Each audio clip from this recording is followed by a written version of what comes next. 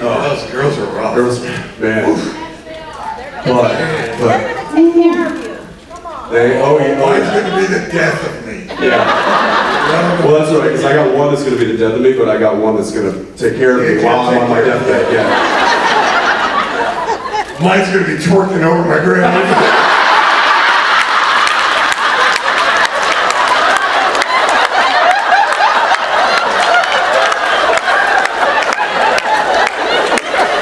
Like me now, Daddy.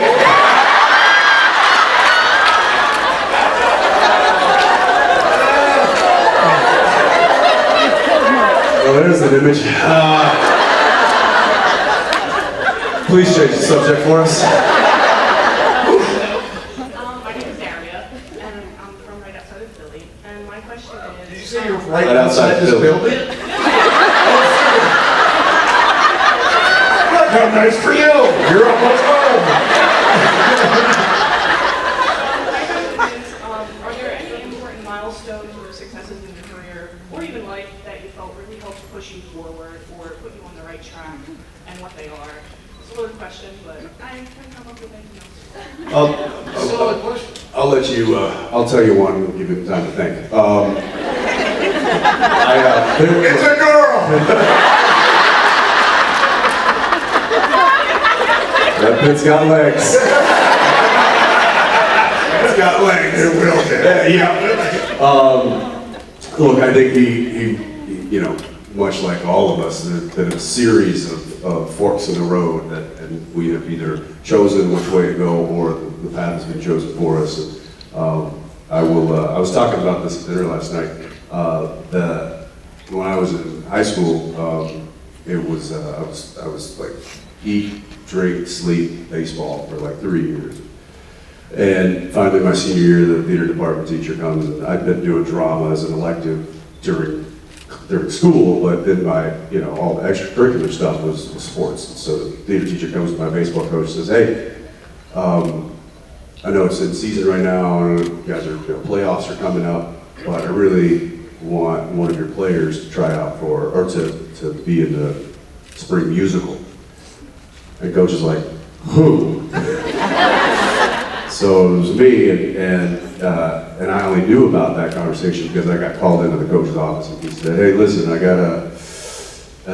had Miss Kaiser come and talk to me, and said that she really wants you to do this spring musical, spring play. And I was like, well, yeah, coach, we got playoffs coming up. He's like, I know. He said, could you give me about 3 solid years of good baseball? He's like, you know, there's and he said this not in so bluntly, but in an actually nice way. But he's like, you're not good enough. You're not getting scouted by any. You're not going to get a ride to college. And you're definitely not going pro.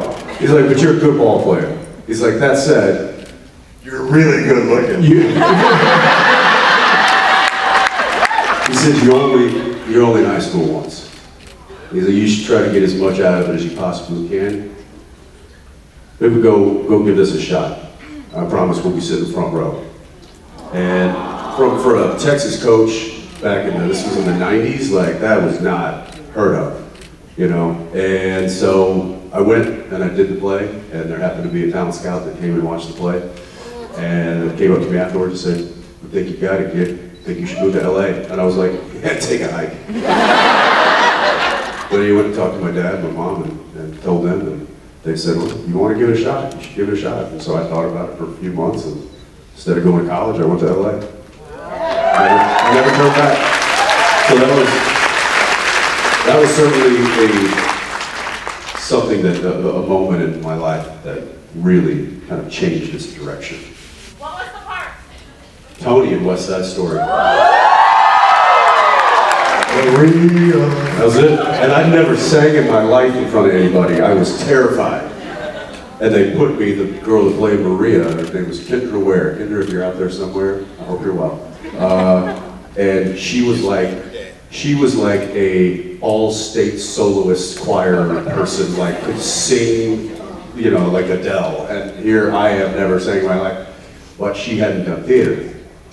So she was nervous about the acting parts, and I was nervous about the singing parts, so we helped each other out. Yeah. But first solo I come out, and it's that song that, who knows, could be there's something new any day, I don't know, soon as it shows. And there was this proscenium in the front of the stage, and I kind of said, hey, maybe find up on the net from the sky, gleaming, and I know just in the front 2 rows, my whole baseball team go like this.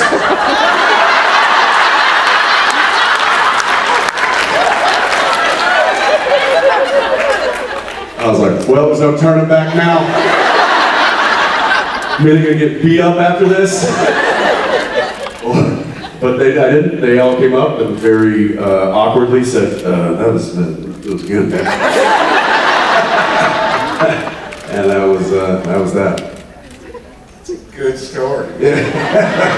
I like that story. I don't have anything that compares to that. No baseball team or nice people. No coach told me you can't do this anymore. You know what, for me, in all honesty, it was that year that I was doing Supernatural and Grey's Anatomy. It just changed. And I've told the story a million fucking times. But that's the truth, and that's when it all kind of happened. I've been kicking around for 20 years, doing pilots that didn't get picked up. And Sliders. guest sliders. Guest star spot sliders. Anything to keep a roof over my head, just trying to keep a foot in the door, but it really wasn't until, Grey's Anatomy and Supernatural same time, and then, thankfully I haven't stopped. It's been going since then, which is that's 17 years ago. It's been a good ride. Yeah, it's been a decent ride. Yeah. No huge complaints. Yeah, there's a lot of folks that he knows a lot, and I know a lot that were grinding it out back in the day, in the early 2000s, just trying to get a foot in that door and trying to, and people that are greatly talented people, hugely talented, and just couldn't, never cracked the code, or just never was the right place at the right time. And I think it's largely that too. The success in this industry is really largely being at the right place at the right time. And it's been really good to us, man. Yeah. I mean, I know people that are my age that still haven't got that break, that are still out there pounding the pavement and opening and playing, and man, it's rough. It's hard. It's harder now, I think, way harder now. than to get in than it was when we were, because now, especially COVID, everything's gone remote. So you don't have to live in Hollywood anymore to get into the industry. He and I mean, Well, I don't even know how about that to get an agent or anything these days. I don't even know how that I wouldn't know that. worked. Yeah. No, it used to be. Don't ask us for advice. Yeah.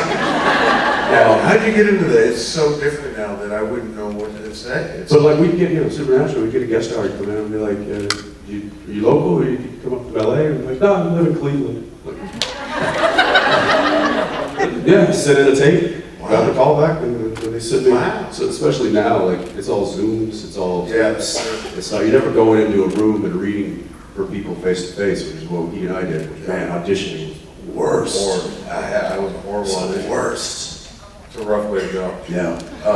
So you just spin yarns. I would just lie and tell stories in the room, trying to get people to like me, because I used to audition. Everybody does the same fucking audition.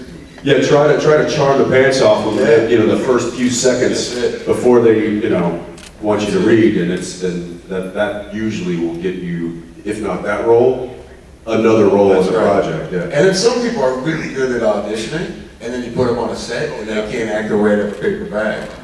Some of them are still working today. I'm not going to name any names. And we've worked with a few of them. Come on, Misha's still here. Yeah, is Misha still here?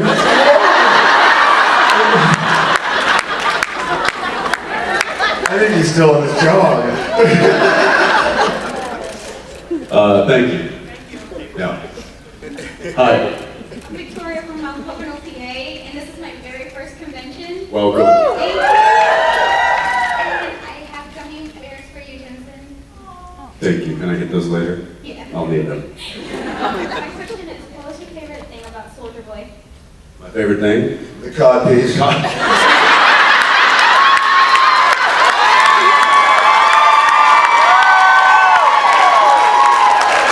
I thought you were asking me.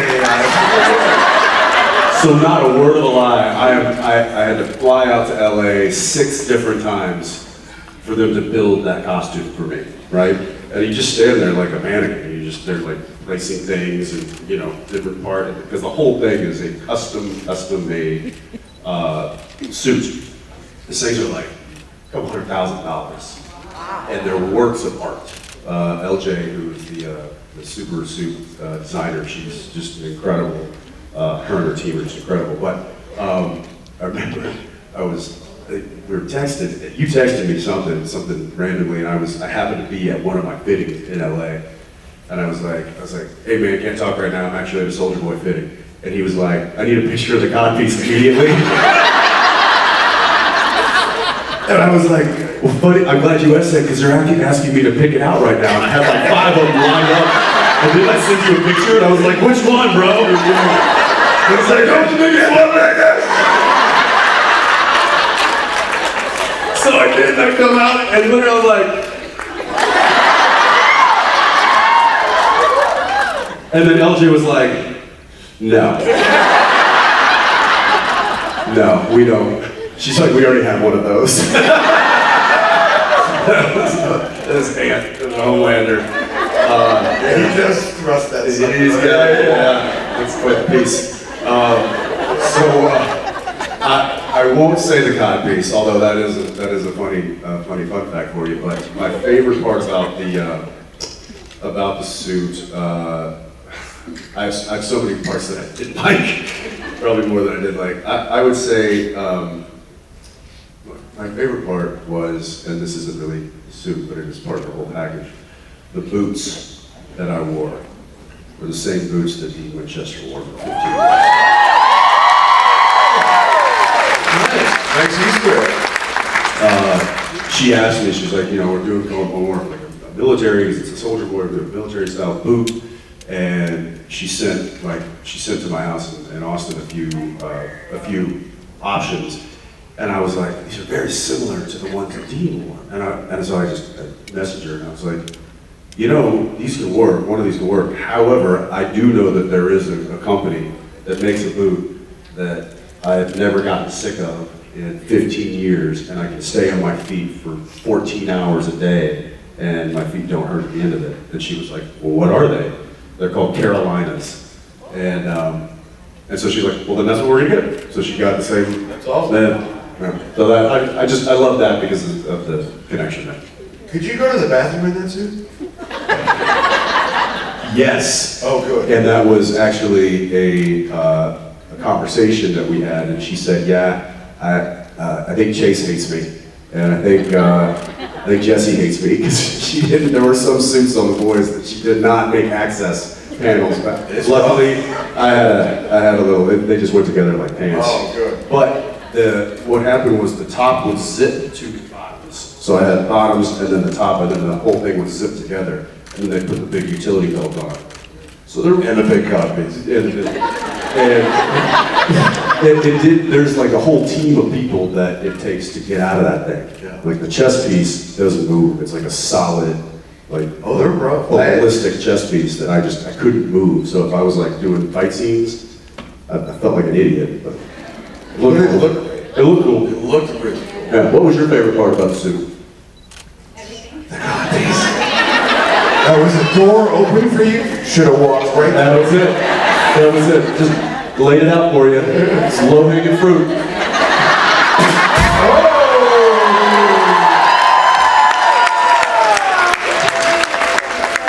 Gross.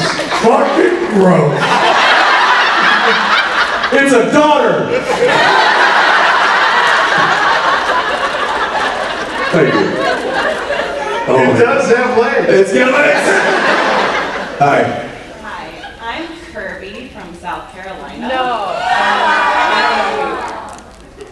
Wait, what?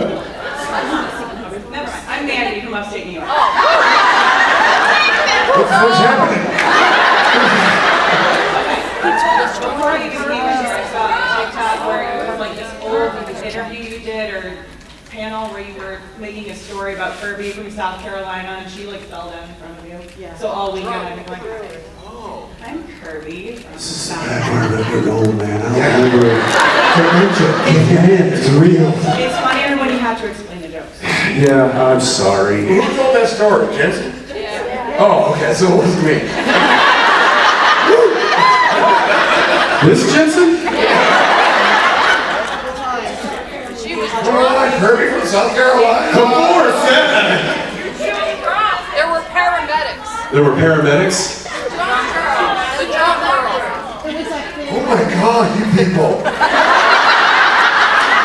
No, that's coming back to me now. Every talks at once. You guessed her name and she fell backwards and Yeah. legs akimbo. And, yeah. She was super drunk. I may have embellished it. You might have made it up. Her name might have been Kim. I'm kidding, I don't know. Anyway, so the radio company out. Your joke was awesome. I just wanted It's to. so much better when Yeah, sorry you had to explain I'm a it. very funny guy. The radio company album just came out, and I was wondering if you had to do a collaboration for some booze and cheap tattoos, what would you pick for a drink and a cheap tattoo to represent this album? Well, luckily I've got both those answers sitting right next to me here.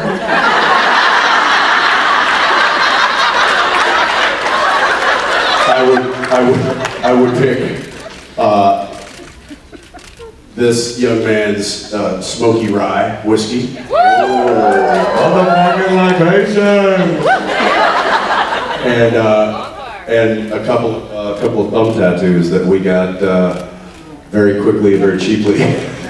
After drinking some smoky rye. Do we even pay for these? We didn't even pay for these, We did didn't we? pay for them, no. Because we walked in and the guy, I don't know if you've No, heard we the didn't story. walk in. We scooted. We scootered in. Literally just cruising the streets of Tulsa, Oklahoma.